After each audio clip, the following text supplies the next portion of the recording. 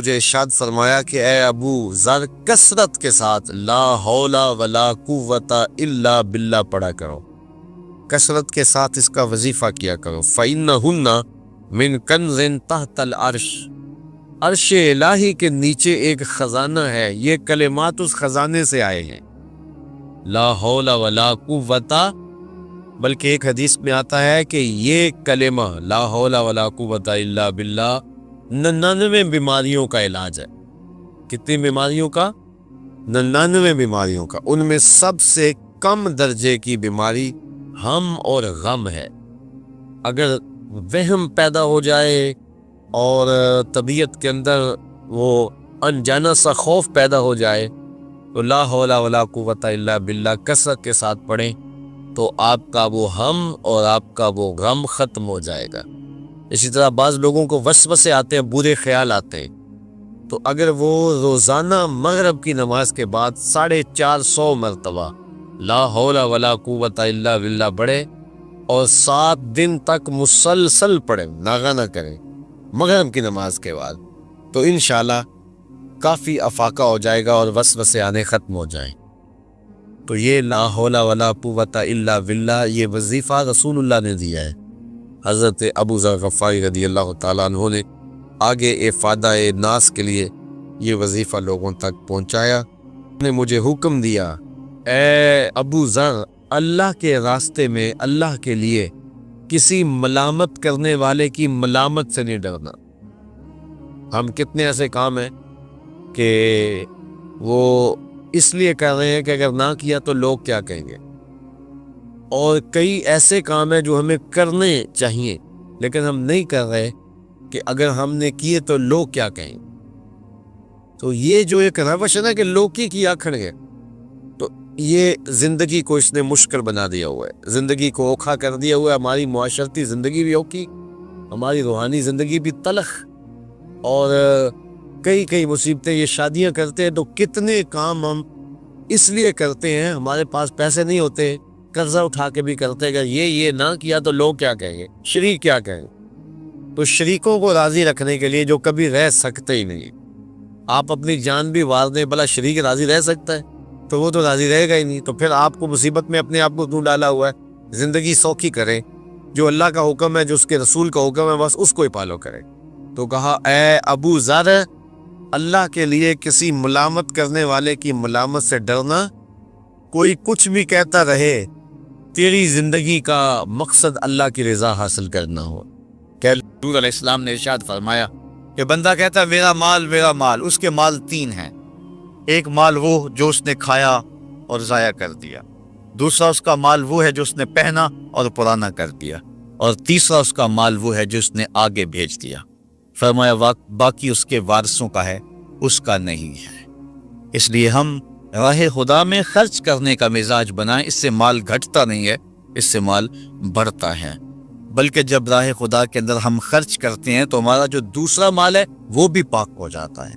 اللہ کے محبوب کا ایک فرمان سنیے جس کو حضرت حسن بصری رضی اللہ تعالیٰ عنہ بیان کرتے ہیں، حسنوا اموالکم بالزکاۃ وداووا مرداکم بالصدقہ واستقبلوا امواج البلاء بالدعاء والتضرع۔ فرمایا کہ اپنے مال کو، اپنے اموال کو زکوٰۃ سے پاک کرو اور اپنے مریضوں کا علاج صدقے سے کرو، اور جب مصیبتیں اور بلائیں تمہارا رخ کریں تو پھر دعا سے اور اللہ کے حضور زاری سے اللہ کی مدد چاہو۔ آج ہم صدقے کا مزاج بہت کم کر چکے ہیں۔ کسی زمانے میں ایسا ہوتا تھا کہ جب کوئی بیمار ہوتا تھا تو سب سے پہلا کام لوگ یہ کرتے تھے کہ صدقہ دیا کرتے تھے، ڈاکٹر کے پاس پھر جایا کرتے تھے، حکیم کے پاس پھر جایا کرتے تھے، سب سے پہلے اس کی جان کا صدقہ دیا کرتے تھے۔ صدقہ قضا کو بدل دیتا ہے، تقدیر کو بدل دیتا ہے۔ صدقہ سے اپنے مریضوں کا علاج کرو۔ اصل ڈاکٹر کے پاس جانا، علاج کروانا سنت ہے، اس کی ممانعت نہیں ہے، لیکن یہ بات ہمیشہ ذہن میں رکھیے گا کہ ڈاکٹر کے پاس دوا ہے، شفا نہیں ہے، شفا اللہ کے دستے کرم میں ہے۔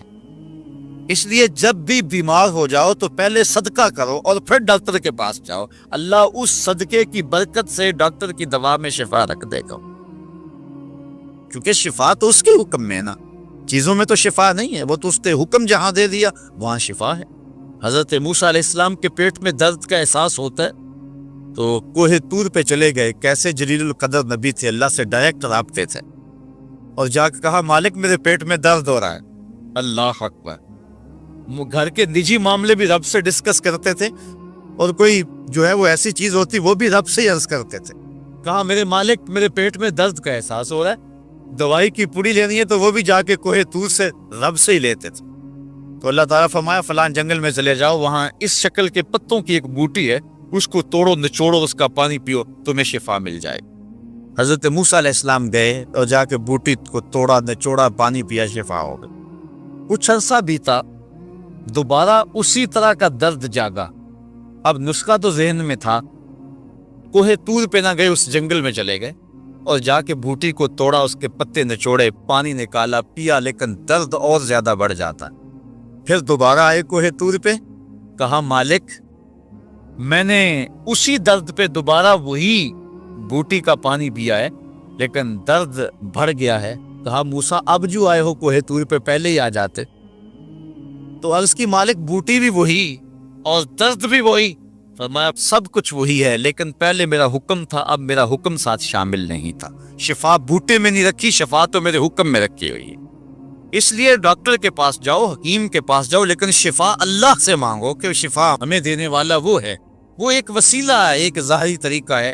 حضور علیہ الصلوۃ والسلام، اللہ اکبر، کیا خوبصورت ارشاد فرما رہے ہیں، حسنوا اموالکم بالزکات، اپنے اموال کو زکوٰۃ سے پاک کرو، وداووا مرضاکم بالصدقہ، اور اپنے مریضوں کا علاج صدقے سے کرو، واستقبلوا امواج البلاء بالدعاء والتضرع، جب مصیبتوں اور اذیتوں کے طوفان تمہاری طرف منہ کھولے ہوئے آئیں تو اس وقت اللہ سے آہوزاری کرو، اللہ کی حضور دعا کرو، التجا کرو اور اللہ سے مدد مانگو۔ وہ بلاؤں کے رخ کو موڑ دے گا، وہ مصیبتوں کے رخ کو پلٹ دے گا تمہاری جانب۔ لیکن جب تم یہ مزاج نہیں رکھو گے تو مصیبتوں پر مصیبتیں آتی رہیں گی۔ وہ اللہ تعالیٰ نے اتنی نعمتیں عطا کی ہیں کہ اگر وہ ان کا احساس کر لے تو کبھی بھی ناشکری اس کے انداز سے، رویے سے اور اس کی طرز زندگی سے ظاہر نہ ہو، بلکہ اس کا سانس سانس جو ہے وہ اللہ کا شکر کرے، اللہ کی تقدیس کے گیت گائے۔ لیکن یہ انسان ناشکرا ہے۔ وَإِنَّهُ عَلَى ذَلِكَ لَشَهِيدٌ، اس پر اسے کوئی خارج سے گواہی کی ضرورت نہیں ہے، وہ خود اس پہ گواہ ہے، اسے خود پتا ہے کہ میں کتنا ناشکر۔ ذرا اندر اتر کے دیکھے تو اس نے کیا اس کی نعمتوں کا شکر ادا کیا ہے؟ اس کی کتنی بڑی نعمتیں ہیں حضرت انسان کو۔ انسان غور کرے، تدبر کرے۔ میں کئی دفعہ یہ بات بتا چکا ہوں، میرا ایک ملنے والا ہے، پیر بھائی ہے، تو اس کو مسئلہ کیا ہے کہ یہ جو منہ میں لعاب آتا ہے اس کی مقدار کم ہے۔ تو بنیادی طور پہ وہ لیکچرار ہے، تو اس نے روز جو ہے وہ طلباء کو لیکچر دینا ہوتا ہے، تو 15 منٹ نہیں بول پاتا کہ منہ خشک ہو جاتا ہے۔ اب ہم نے کبھی اس کو نعمت سمجھا؟ یہ جو منہ میں لعاب آتا ہے، ہم کہتے ہیں کہ یہ ایک مصیبت ہے، تھوکتے رہتے ہیں، لیکن اگر اس کی مقدار کم ہو تو زندگی اوکھی ہو جائے۔ یہ نظام انہضام پہ بھی اثر انداز ہوتا ہے، اور پھر اس کی بینائی بھی کمزور ہو گئی، ایک آنکھ کی بینائی تو بالکل ختم ہو گئی۔ مرض کیا ہے، مسئلہ کیا ہے، کون سی نعمت کم مل رہی ہے؟ پانی نہیں مل رہا، مل رہا ہے، آکسیجن نہیں مل رہی، مل رہی ہے، گردش خون جاری ہے۔ کمی کیا ہوئی؟ کبھی سوچا بھی نہیں ہم نے۔ لعاب کی مقدار ضرورت سے کم ہے تو زندگی مشکل ہو گئی۔ انسان یہ لعاب جس کی اہمیت تیری نظر میں کوئی نہیں، یہ کم ہو تو پھر زندگی عذاب بن جائے۔ تو اللہ نے جو تجھے نعمتیں دی ہیں اگر وہ نہ ہوں تو پھر بتا زندگی کیسے گزرے۔ تو انسان کو اتنی نعمتیں دی ہیں، اللہ نے اتنا کچھ عطا کیا ہے۔ اوناسس نامی دنیا کا امیر ترین شخص تھا، اس کی آنکھوں کے پپوٹے کام کرنا چھوڑ گئے۔ یہ آٹومیٹک سسٹم رب نے لگایا ہوا ہے، ادھر سے تنکا اڑا، ادھر آنکھ بند ہو گئی۔ اب ڈاکٹر سلوشن ٹیپ لگا کے اس کی آنکھ کھولتا تھا اور جب سوتا تھا تو ٹیپ لگا کے بند کر دیتا تھا۔ کسی نے اس سے پوچھا کہ زندگی کی سب سے بڑی آرزو کہا کاش اپنی آنکھیں اپنی مرضی سے کھول سکوں. کہا اس کے لیے کوئی قیمت پیسے دینے پڑے تو کتنے دے گا؟ کہا ساری دولت لگا دوں گا. کبھی ہمیں احساس ہوا؟ بہت سارے لوگوں کو آج پتہ چلا ہوگا یہ بھی ایک سسٹم ہے، ایسا ہے رب نے قدرتی لگایا ہوا ہے، اس پر کوئی بل ہی نہیں کبھی آیا. آپ 3 مہینے بل نہ دے تو واپڈا والے میٹر کاٹ دیتے ہیں کہ نہیں؟ بجلی کاٹ دیتے ہیں، سوئی گیس والے کنیکشن کاٹ دیتے ہیں. لیکن ساری زندگی رب کو سجدہ نہ کرو. اس نے کبھی سورج کو نہیں کہا کہ اس نافرمان کے گھر تیری روشنی نہیں جانی چاہیے. اس نے کبھی چاند کو نہیں کہا کہ تیری چاندنی اس کے آنگن میں نہیں جانی چاہیے. جس طرح با یزید کے گھر میں سورج کی کرنیں جاتی ہیں، اس نافرمان کے گھر میں بھی ایسے ہی جاتی ہیں. تو انسان کو اللہ نے بڑا کچھ دیا، لیکن یہ اس کے باوجود نا سپاس ہے، نا شکر گزار ہے. تو کہا اس کے لیے کوئی اس کو خارج سے دلیلیں نہیں چاہیے. انسان اگر اپنے پہ غور کرے تو انسان کے اندر ہی سب کچھ ہے. میں کہاں کھڑا ہوں مجھے پتا ہے، آپ کہاں کھڑے ہیں آپ کو پتا ہے. یا میں واز کر رہا ہوں، تلقین کر رہا ہوں، نصیحت کر رہا ہوں، آپ کی نظروں میں بہت اچھا ہوں گا. میں اچھا ہوں یا نہیں ہوں میں اچھی طرح جانتا ہوں. آپ میری نظروں میں بہت اچھے ہیں، آپ اچھے ہیں یا نہیں ہیں یہ آپ اپنے سے پوچھیں، آپ اچھی طرح جانتے ہیں. انسان اپنی حقیقت سے خود آگاہ ہے کہ وہ کس جگہ کھڑا ہے، وہ جانتا ہے. وَإِنَّهُ عَلَىٰ ذَلِكَ لَشَهِيدٌ. اسے خارج سے کوئی دلیل نہیں چاہیے. آج وقت ہے اپنا رب سے جوڑ لیں. اس کی رحمتوں کے دروازے کھلے ہوئے، اس کی کرم نوازیوں کا می برس رہا ہے. یہ موسم نور ہے نا، ایک نیکی کرو 70 نیکیوں کا ثواب ملتا. کرم نوازیوں کی برکھا برستی ہے. وہ ایک فقیر تھا، وہ بازار میں کھڑا رو رہا تھا. کسی نے رک کے پوچھا، کہا بابا کیوں رو رہے ہو، کیا ہوا ہے تمہیں؟ کسی نے مارا ہے، تنگ کیا ہے، بھوک کی شدت ہے، کیا ماجرا ہے؟ کہا نہ بابا یہ میرے مسئلے نہیں ہیں. کہا پھر کیوں کھڑے ہو؟ وہ مجذوب تھا. کہنے لگا میرا پروگرام بنا کے بندوں کی اور رب کی صلح کروا دوں.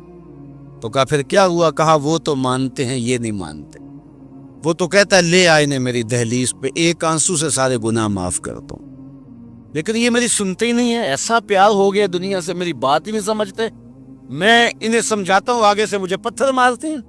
میں ان کی خیر کے لیے ان کو کہانی سنا رہا ہوں، میاں یہ دنیا عارضی ہے، لیکن یہ مجھے گھور گھور کے دیکھتے ہیں. مجھے ان کی عطر پہ رونا آ رہا ہے. وہ کہتا ہے لے آ میری چوکھٹ پہ، ابھی معاف کر دوں گا، ایک آنسو سے سارے گناہ دھو ڈالوں گا، سمندر کی جھاگ کے برابر بھی گناہ ہے تو مٹا ڈالوں گا. لیکن یہ سمجھتے نہیں ہیں. خیر وہ چلا گیا. اگلے دن گیا تو قبرستان کے قریب سے گزرا تو وہ فقیر وہاں کھڑا رو رہا تھا. تو وہ پھر رو گیا. کہا بابا عجیب کہانی ہے تیری، بازاروں میں بھی روتا ہے اور قبرستانوں میں بھی روتا ہے، آج کیا مسئلہ ہے؟ کہا آج بھی میرا کل والا ہی مسئلہ ہے. کہا آج کیا مسئلہ ہے؟ کہا آج میں ادھر آیا تھا کہ ان کی اور رب کی صلح کروا دوں. تو کہا آج پھر کیا بنا؟ کہا آج یہ مانتے ہیں وہ نہیں مانتا. تو قبل اس سے کہ وہ وقت آئے کہ پھر وہ نہ مانے، آج لے ان کی پناہ، آج مدد مانگ ان سے، کل قیامت کو نہ مانیں گے اگر مان گیا. تو یہ تھوڑا وقت ہے زندگی کا، اس زندگی کو غنیمت سمجھے. بچے کی تربیت کی جو اہم عمر ہے وہ بلوغت سے پہلے پہلے کی ہے. ان ایام میں تربیت کا فقدان ان کی شخصیت کو نامکمل کر دیتا ہے. تربیت کی بنیادیں ماں باپ ہیں، معلمین اساتذہ ہیں، منبر و محراب ہے اور ہمارا معاشرہ ہے. لیکن جب بچہ 7، 8، 10 سال کا ہوتا ہے تو اس سے پہلے وہ زیادہ تر اپنی ماں سے اور اپنے باپ سے سیکھتا ہے. اور یہ بات بھی ذہن میں رکھیں کہ بچہ قول سے نہیں سیکھتا، زیادہ عمل سے سیکھتا ہے. اس کو جو بتایا جائے اس پہ بھی وہ عمل کی کوشش کرتا ہے اس عمر میں، لیکن اس سے زیادہ وہ عادات کو کاپی کرتا ہے. اس لیے ماں باپ اگر صالح ہوں گے تو عکس بیٹوں میں دکھائی دے گا، بچیوں میں دکھائی دے گا. اور اگر خلوت خانہ میں ماں باپ صالحیت کے نور سے محروم ہوں گے تو اس کا عکس بھی اولاد پر دکھائی دے گا۔ الولد سر لابی ہے، اولاد والد کا راز ہوتی ہے۔ ابتداً بچے ماں کو کاپی کرتے ہیں، اور مائیں جب صالحیت کے نور سے مالا مال ہوتی ہیں تو اس کے اثرات اولاد میں منتقل ہوتے ہیں۔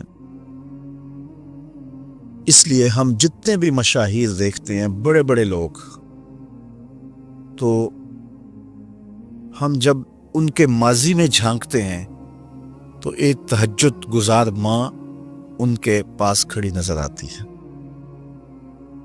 حضرت خواجہ قطب الدین بختیار کاکی علیہ رحمہ جب درسگاہ میں داخل ہوتے ہیں اور استاد انہیں سبق پڑھاتا ہے، بیٹا الف لام میم پڑھو، تو بیٹا سارا سپارہ زبانی سنا دیتا۔ تو وہ استاد سمجھا شاید پہلا پارہ حفظ ہے، تو دوسرے پارے سے سیقول الصفحاء سے سب کا آغاز کرتا ہے، تو بیٹا وہ بھی سارا پارہ سنا دیتا۔ تیسرے پارے سے چوتھے پارے سے حتیٰ کہ 14 پارے حضرت قطب الدین بختیار کاکی اپنے استاد کو سنا دیتے۔ کہا کہ استاد جی مجھے 15ویں پارے سے شروع کیجیے۔ تو استاد کہتا ہے بیٹا جس درسگاہ سے 14 پارے حفظ کیے تھے باقی بھی وہیں حفظ کر لیا جاتا۔ تو بیٹا بولتا ہے کہ میری ماں 14 پاروں کی حافظہ تھی، اور جب صبح اٹھتی تھی کوئی کام بعد میں کرتی تھی، پہلے 14 پاروں کی تلاوت کر لیتے، اور مجھے بچپن میں سن کے یہ پارے حفظ ہو گئے ہیں۔ تو ماں ایسی ہو تو پھر بیٹا قطب الدین بختیار کاکی ہی بنے گا۔ اور آپ جانتے ہیں کہ آج اولیاء میں جو نام، جو مرتبہ، جو مقام حضرت شیخ عبد القادر جیلانی رضی اللہ تعالی عنہ کو ہے، وہ کسی اور کا مقسوم نہیں ہے۔ لیکن اگر ہم ان کو اس مقام پہ دیکھتے ہیں تو ان کی تربیت کے لیے ان کی ماں کھڑی نظر آتی ہے، جو ان کی آستین میں پیسے سی دیتی ہے اور کہتی ہے بیٹے جھوٹ نہیں بولنا۔ اور پھر ڈاکو جب پوچھتے ہیں کہ تمہارے پاس کچھ ہے تو وہ کہتے ہیں ہاں میرے پاس 40 دینار ہیں۔ تلاشی لی تو دیکھا واقعی 40 دینار تھے، تو کہا کہ یہ عجیب ماجرا ہے، لوگ تو چھپاتے ہیں، آپ بتا رہے ہو؟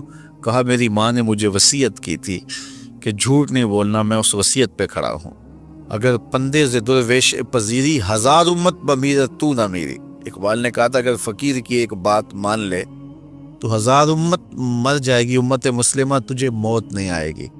اور وہ کیا کہ بطول بن جا اور زمانے کی نگاہوں سے پوشیدہ ہو جا، پھر تیری آغوش میں بھی حسین ابن علی کے جانشین پرورش پائیں گے۔ تو ماں سے بچے سیکھتے ہیں، پھر باپ سے سیکھتے ہیں، اور میں نے عرض کیا قول سے زیادہ عمل سے سیکھتے ہیں۔ گھر کا ماحول جب پاکیزہ ہوگا اور اس کے اثرات مرتب ہوں گے، اور اس میں گھر کے ماحول کو سازگار بنانے کے لیے ماں باپ کا اہم جز ہے، اور جو اولادیں جوان ہو جائیں چھوٹے بچوں کے لیے انہوں نے بھی نمونہ بننا ہوتا ہے۔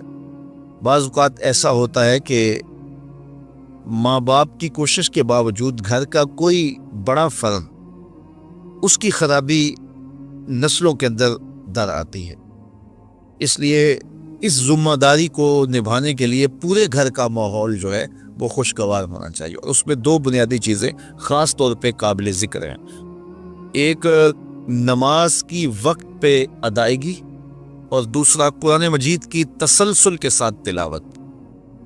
گھر کے ماحول میں اگر یہ 2 چیزیں آپ لے آتے ہیں کہ جو ہی اذان ہو تو تمام افراد خانہ مصلی بچھا لیں اور مصلی بچھا کر کے نمازیں پڑھیں، اور جو مرد حضرات ہیں وہ مسجد کا رخ کریں، اس کا لازمی نتیجہ یہ ہوگا کہ اولاد کی طبع کے اندر صالحیت، پابندی وقت اور نماز کے لیے پابندی ان کی طبیعت میں پیدا ہوگی۔ اور دوسری چیز قرآن مجید کی تلاوت، اگر دونوں اوقات میں ہو، صبح بھی اور رات کو بھی، تو بہت اچھا، لیکن اگر 2 وقت میں ممکن نہ ہو تو ایک وقت میں صبح کے وقت قرآن مجید کی تلاوت جو ہے یہ معمول ہونا چاہیے۔ اور یہ جب معمول ہوگا تو پھر ایک پاکیزگی بھی آئے گی ماحول میں۔ اس کی اپنی ایک برکات ہے، جہاں قرآن مجید کی تلاوت ہوتی ہے وہاں رحمت کے فرشتے اترتے ہیں، اور جس گھر میں رحمت کے فرشتے اترتے ہوں، اللہ اکبر، وہاں کتنی کرم نوازیاں اور کتنی رحمتیں جو ہے وہ لے کر کے ساتھ آتے ہوں گے۔ جس گھر میں کتا، تصویر اور جنبی یہ تین ہوں، وہاں رحمت کا فرشتہ نہیں آتا۔ کتا ہو، کسی کو غسل کی حاجت ہو اور اس کے باوجود وہ غسل نہ کرے، جنبی، اور تیسرا جو ہے وہ تصویر، جہاں یہ ہوں میرے حضور نے فرمایا وہاں رحمت کا فرشتہ نہیں آتا۔ تو بعض گھروں کے اندر قد آدم کے برابر تصویریں لگی ہوئی ہوتی ہیں، تو ظاہر رحمت کا فرشتہ تو وہاں نہیں آئے گا۔ اور پھر یہ تصویر کسی تقدس مآب ہستی کی ہی کیوں نہ ہو، تو پھر بھی اس سے گریز کرنے کا کہا گیا ہے۔ اور آج ہمارے گھروں کے اندر سکرین کے اوپر جو تصویریں چل رہی ہوتی ہیں اور جو مختلف چینلز کے اوپر چل رہا ہوتا ہے، تو پھر ہم کہتے ہیں کہ پتہ نہیں برکت کہاں اڑ گئی۔ میاں رحمت کے فرشتے تمہارے گھر میں کبھی آئے ہی نہیں، تو پھر برکت کہاں سے آئے؟ پہلے مال تھوڑا ہوتا تھا، پیسے لوگوں کے پاس اتنے نہیں ہوتے تھے، 100 روپے کا منہ کوئی دیکھتا تھا، لوگ پیدل سفر کرتے تھے۔ میں ایک دیہات کا رہنے والا ہوں، سارے لوگ پیدل شہر میں آتے تھے، لوگوں کے پاس دو سے زیادہ جوڑے نہیں ہوتے تھے۔ اچھا جوتا کسی کے پاس نہیں ہوتا تھا، شادیوں سے بڑے بھائی کا جوتا، چھوٹے بھائی کا جوتا، ایک دوسرے کے جوتے مانگ کے لوگ لے کے جایا کرتے تھے۔ سکول کے بچوں کے پاس بہت ساری مائیں تو کچھ کھانے کے لیے دے دیتی تھی کہ یہ دوپہر کو کھا لینا، اور خرچی بھی بڑی معمولی سے ملتی تھی۔ اور آج ہر بچہ 200-300 روپے کا بیلنس روز جو ہے وہ موبائل پہ خرچ کرتا ہے، موٹر سائیکل کا جو ہے وہ تیل الگ خرچ کرتا ہے، اور جو اس کی جیبیں بھری ہوئی ہوتی ہیں، اور اتنا کچھ ہونے کے باوجود برکت نہیں ہے۔ برکت جو ہے وہ پیسوں سے نہیں آتی، جب رحمت کے فرشتے آتے ہیں برکتیں لے کے آتے ہیں۔ اور ہمارے گھروں کے اندر جو کاداور سکرینیں لگی ہوئی ہیں، اس سے برکت اڑ گئی ہوئی ہے، اور اس پہ پھر کیا کیا دیکھا جا رہا ہے اور کیا کیا دکھایا جا رہا ہے، تو پورے ملک سے برکت اڑ گئی ہوئی ہے۔ پیسے کی فراوانی کے باوجود برکت باقی نہیں رہی ہے۔ کثرت کچھ چیز نہیں ہے، برکت کچھ چیز ہے۔ تو اللہ سے کثرت کی بجائے برکت مانگو۔ جب برکت مانگو گے تو تھوڑے میں بھی اللہ تمہیں وہ سکون اور طمانینت قلب عطا کر دے گا جو زیادہ والوں کو بھی نصیب نہیں ہوتا۔ تو اصل مقصود تو طمانینت ہے۔ تو اپنی اولاد کو جو ہے وہ اپنے عمل کے ساتھ، اپنے رویے کے ساتھ صالحیت کی جانب لے کر کے جاؤ۔ قرآن مجید کی تلاوت معمول رہے گھر میں، اور 5 گانا نماز کے لیے گھر میں مصلی بچھیں، مائیں بہنیں بیٹیاں گھروں میں مصلی بچھائیں، اور مرد حضرات مسجد کا رخ کریں، تو پھر دیکھنا کہ اس کے اثرات مرتب ہونے لگیں۔